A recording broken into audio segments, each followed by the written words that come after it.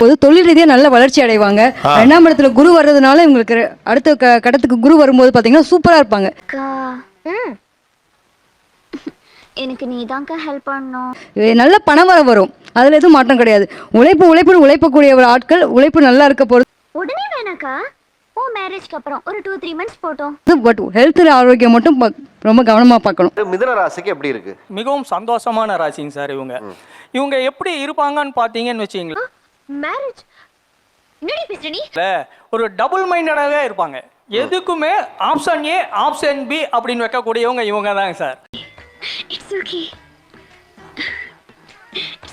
இவங்க மற்றவங்களுக்கு சூப்பராக கவுன்சிலிங் கொடுப்பாங்க சார். இவங்களுக்கு அதே பிரச்சனை வந்துச்சுன்னு வச்சிங்களேன், கொஞ்சம் தடுமாறுவாங்க.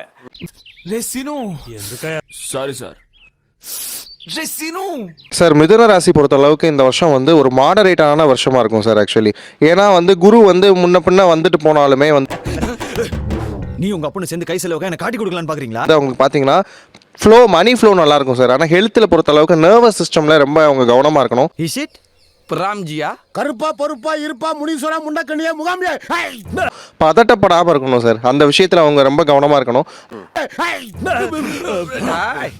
ஆனா இப்போ குரு ஜென்ம ராசி அப்படிங்கிற மாதிரி மிதுன ராசிலேயே இப்ப போயிட்டு இருக்காருங்க.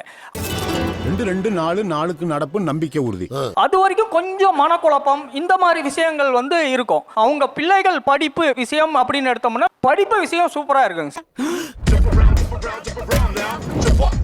சார். அதுக்கப்புறம் பாத்தீங்கன்னா அட்ரினல் ரிலேட்டடான விஷயம், எண்டோக்ரைன் கிளாண்ட்ல அட்ரினல் ரிலேட்டடான விஷயங்கள்ல இஷ்யூஸ் வராம பாத்துக்கணும். பதட்டத்தை குறைச்சாலே அதெல்லாம் சரியாயிடும் சார். ஆக்சுவலி அந்த விஷயத்துல தான் மிதுன ராசி ரொம்ப கவனமா. கரெக்டா சொல்றேன். அதே மாதிரி பண விஷயம், பணம் சார்ந்த விஷயம், வாக்கு சார்ந்த விஷயம், இதில் எல்லாமே வெற்றி பெறுவாங்க. இந்த வக்கீலா இருக்காங்க இல்லையா, அவங்க எல்லாமே சூப்பரா வரக்கூடிய காலகட்டம். இந்த காலகட்டத்தில் அருமையா வருவாங்க. அதே மாதிரி அதர் பீப்புள் மணி, ஓபிஎம்னு சொல்லக்கூடிய அடுத்தவங்களால வரக்கூடிய பணம் வரும் இல்லையா, அதுல கேர்ஃபுல்லா ஹேண்டில் பண்ணணும். எங்க அப்பா பாலெல்லாம் நல்லாத்தான் போடுவேன்.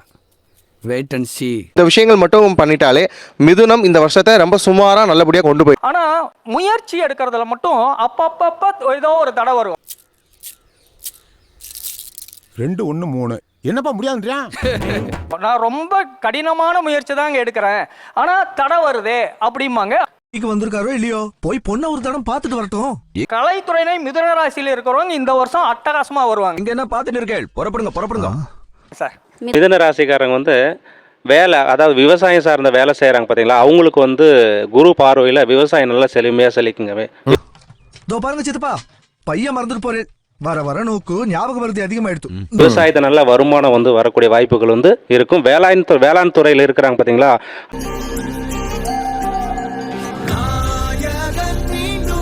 அவங்களுக்கு பதவி உயர்வு கிடைக்கிறதுக்கான நல்ல வாய்ப்பு இருக்குதுங்க. மிதுன ராசிக்காரர்கள் உங்களுடைய வேலட், ஃபோன், கோல்டு சார்ந்த விஷயங்கள் இதிலெல்லாம் ஜூன் மாதம் வரையிலும் கவனமாக இருக்கணும். தொலைக்கிறதுக்கான வாய்ப்புகள் இருக்கு. நிறைய பேருக்கு பார்த்தீங்கன்னா இடமாற்றம் ஏற்படக்கூடிய வாய்ப்புகளும் இருக்கு. நோக்குறதாண்டா சிலிண்டர் இல்ல அடுப்பு. மகனோடைய ராசி மிதுனம், கல்யாணம் ஆகுமா கேட்டு சொல்லுங்க சார். வரன் பார்த்துட்டு இருக்கோம். ஆரம்பிக்கலாங்களா? கண்டிப்பா மேம், ஜூனுக்கு அப்புறம் நிச்சயமா திருமணத்தை நீங்க எதிர்பார்க்கலாம். மிதுன ராசி தனிமை, தன்னை சுற்றி 1000 பேர் இருந்தாலும் கடும் தனிமை அனுபவிக்கக்கூடிய டைம் இது.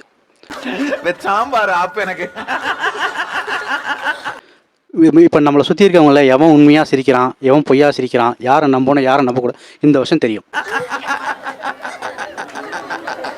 இன்னொன்று, மிதுன ராசிக்காரர்கள் பொருட்கள் வாங்கி ஸ்டாக் செய்து ட்ரேடிங் செய்யறவங்களுக்கு இந்த ஆண்டு மிகப்பெரிய லாபத்தை நம்ம எதிர்பார்க்கலாம் சார்.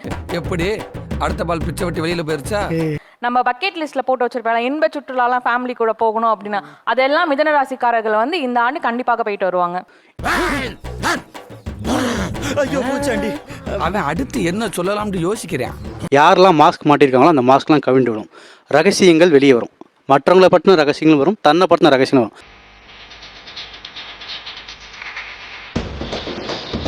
ரகசியங்கள் வெளியே வந்த அப்புறம் என்ன ஆகுனா, அந்த மனிதரோட எங்களால் பழக முடியாது, ஐசோலேட் ஆயிடுவாங்க. ஸோ தனிமை தான் இந்த வருஷத்தில் அவங்களுக்கு இருக்க பெரிய பெரிய வழி. எப்போவுமே அவங்களுக்கு சின்ன சின்ன ஹியூமர் சென்ஸ் இருக்கும், சின்ன புத்திசாலித்தனம் இருக்கும். நீங்க ரொம்ப நல்லா பேசுறீங்க. ஆனா எதுவாக இருந்தாலும் அந்த ஹியூமர் சென்ஸை வச்சு அது கடந்து போயிடுவாங்க, எந்த ஃபீலிங்ஸையுமே கடந்து போயிடுவாங்க.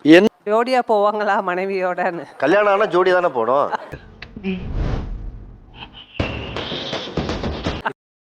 இப்போ மேடம் கேட்ட மாதிரி அவங்க பையனுக்கு திருமணம் ஆகுமா? நிச்சயமாக ஆகும். ஒரு லவ் அஃபேர் இருந்திருந்தா கூட அதை விட்டுட்டு என்னுடைய அப்பா சொல்லிட்டார், அதனால் நான் வந்து அவங்களையே திருமணம் பண்ணிக்கிறேன் அப்படின்னு சொல்லிட்டு வந்துடுவாங்க. அதனால் பயப்பட வேண்டிய அவசியம் இல்லை. எந்த காரணம் கொண்டும் நகை அடமானத்துக்கு போகக்கூடாது. போனால் அதை மீட்கவே முடியாது. தூக்கம் டிஸ்டர்ப் ஆகும். கெட்ட கனவு அடிக்கடி ரிப்பீட்டடாக வரும். அவன் கிடக்கிறான்டா மயிராண்டி, அவனுக்கு என்னடா தெரியும் கூட அருமை. அதனால ஸ்லீப்பிங் டிஸ்டர்பன்ஸ் ஏற்படும். இது போக மிதுன ராசிக்காரர்கள் விட்டுட்டு வந்துட்டா பயப்பட வேண்டிய அவசியம் இல்லை. காதலிக்கிற பொண்ணை விட்டுட்டு வந்துட்டா அப்பா பேச்சை கேட்டு சான்ஸ் விட்டாதா எருமை. பாருங்க, அதைத்தான் எதிர்பார்க்குறாங்க பெற்றோர்கள். அதனால அதை அழுத்தி சொல்றாங்க எல்லாரும். இது எல்லாம் பொது பலன் தான்.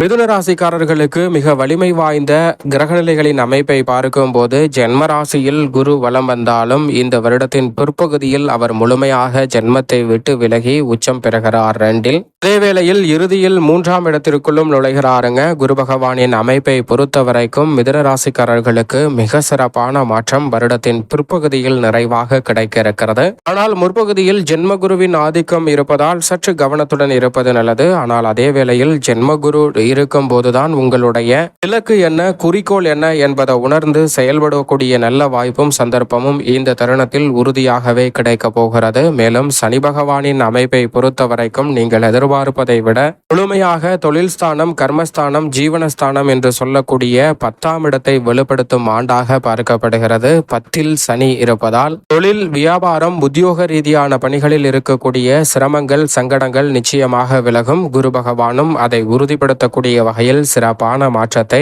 அருமையாக உருவாக்கி கொடுக்கிறாருங்க. எனவே மிகப்பெரிய அளவிலான காரிய தடைகள் அனைத்தும் விலகுவதோடு நீங்கள் எதிர்பார்க்கக்கூடிய நல்ல முன்னேற்ற வாய்ப்புகள் உறுதியாகவே கிடைக்க இருக்கிறது. ஏனென்றால் நவகிரகங்களிலே வலிமை வாய்ந்த கிரகமாக இருக்கக்கூடிய குரு மற்றும் சனியின் அமைப்பு மிக சிறப்பான சந்தர்ப்பத்தை ஏற்படுத்தி கொடுக்கிறது. ஆனால் அதே வேளையில் முற்பகுதியில் சற்று கவனத்துடன் இருக்க வேண்டும். ஏனென்றால் குரு ஜென்மத்தில் இருக்கிறார். பிற்பகுதியில் அமோகமான நன்மை உண்டு. பெரும்பாலும் ராகு இந்த வருடம் முழுவதுமே 9ஆம் இடமான பாகியஸ்தானத்தில் வலம் வருகிறார். இறுதியில் அஷ்டமத்தில் நுழைய போகிறார். அதே போன்று தைரியத்தில் வலம் வரக்கூடிய கேதுவும் இறுதியில் குடும்பஸ்தானத்திற்குள் நுழைகிறாருங்க. பெரும்பாலும் ராகு மற்றும் கேதுவின் அமைப்பால் நல்ல நன்மை நிறைந்த வாய்ப்புகளும் சந்தர்ப்பங்களும் தான் வலுவாக கிடைக்கும். எனவே நிழல் கிரகமான ராகு மற்றும் கேதுவின் அமைப்பை பொறுத்த வரைக்கும் முன்னேற்றத்திற்கு குறைவில்லாமல் நல்ல பல வாய்ப்புகளும் சந்தர்ப்பங்களும் சற்று தாராளமாக கிடைக்கும் தருணமாக இந்த வருடம் அமைவதற்கான யோகம் உண்டு. எனவே தடைகளை தவிர்த்து முன்னேற்றத்தை உறுதியாக சந்திக்க முடியும். சின்ன சின்ன தடைகள் ஏற்பட்டாலும் அவற்றை விலக்கி நன்மையையும் முன்னேற்றத்தையும் அடுத்தடுத்து மிதுன ராசிக்காரர்கள் சந்திக்கக்கூடிய நல்ல வாய்ப்பும் சந்தர்ப்பமும் சற்று கூடுதலாகவே கிடைக்கும் ஒரு ஆண்டாக பார்க்கப்படுகிறது. செவ்வாய் உச்சபலம் பெறுகிறார். எனவே நீங்கள் நினைப்பதை விட புதிய சொத்துக்களை வாங்கக்கூடிய நல்ல சந்தர்ப்பம் உறுதியாக கிடைக்கும். ராசியின் அதிபதியான புதன், சூரியன், சுக்கிரன் மற்றும் சந்திரன் இந்த கிரகநிலைகள் மாறி மாறி வலம் வருவதால் நன்மை தீமை கலந்த அமைப்பும் உண்டு. பெரும்பாலும் மற்ற ராசிக்காரர்களை விட சற்று நல்ல பலன்களையும் முன்னேற்ற வாய்ப்புகளையும் கூடுதலாகவே மிதுன ராசிக்காரர்கள் எதிர்பார்க்கலாம். மேலும் சாதகமாக மாற்றிக்கொள்ள வேண்டும் என்றால் உறுதியாகவே மிதுன ராசிக்காரர்கள் வாரத்தில் வியாழக்கிழமை விரதம் இருந்து, குறைந்தது மாதத்தில் ஒரு வியாழக்கிழமையாவது விரதம் இருந்து அருகாமையில் உள்ள இஷ்ட தெய்வ சன்னதி சென்று தீபம் ஏற்றி வழிபாடு செய்யுங்கள். அன்றைய தினத்தில் மதியம் 1:30 மணிக்குள் மற்றவரின் பசியை தீர்க்கக்கூடிய வகையில் அன்னதான உதவி செய்வது மிக சிறப்பான வளர்ச்சியும் அமோகமான முன்னேற்றத்தையும் உறுதியாகவே அள்ளி கொடுக்கும். மிதுன ராசிக்காரர்களுக்கு தவறவிடாமல் இந்த எளிய பரிகாரத்தை மேற்கொள்ளுங்கள். இந்த வருடம் மிக சிறப்பானதாக உறுதியாக அமையும்.